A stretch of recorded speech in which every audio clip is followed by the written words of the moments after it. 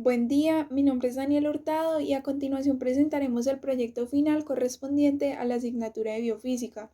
Mi grupo está conformado por Jonales Cárdenas Romero y Juan Esteban González Restrepo. Nosotros como grupo decidimos realizar un ventilador mecánico casero, ya que su importancia radica principalmente en que es un recurso necesario de asistencia vital que no solo contribuye de manera significativa, sino también decisiva en la vida y en la situación crítica de aquellos pacientes que padecen insuficiencia respiratoria aguda.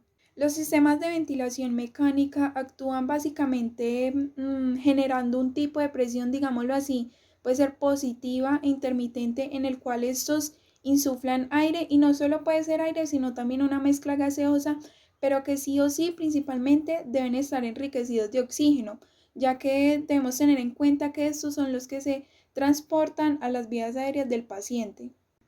El aire es controlado, digámoslo así, por unas variables programadas en el ventilador, partiendo del ciclo respiratorio que, ya como todos conocemos, está constituido principalmente por la inspiración y la expiración. De allí podemos reconocer cuatro fases. La primera es el disparo o inicio de la inspiración, la segunda el mantenimiento de dicha inspiración, tenemos como tercera el ciclado o el cambio de la fase inspiratoria a la expiratoria, y ya para finalizar tenemos la expiración.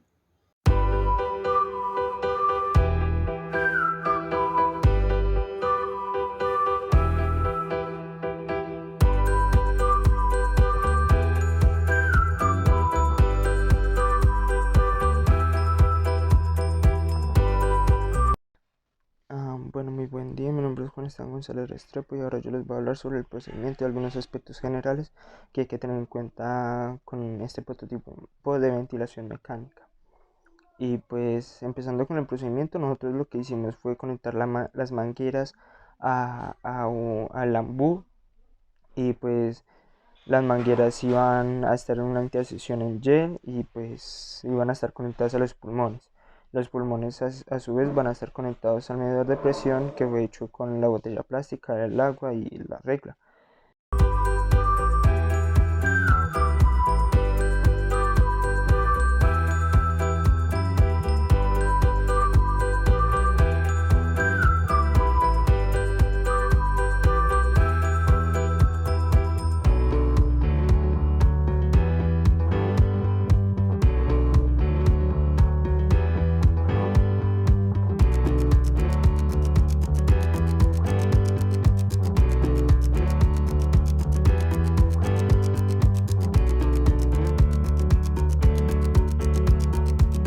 Buenas, mi nombre es Jonales Cárdenas Romero y el flujo que utilizamos en el proyecto de ventilador mecánico casero es el flujo transicional, ya que ocurre en los puntos de ramificación en las vías aéreas.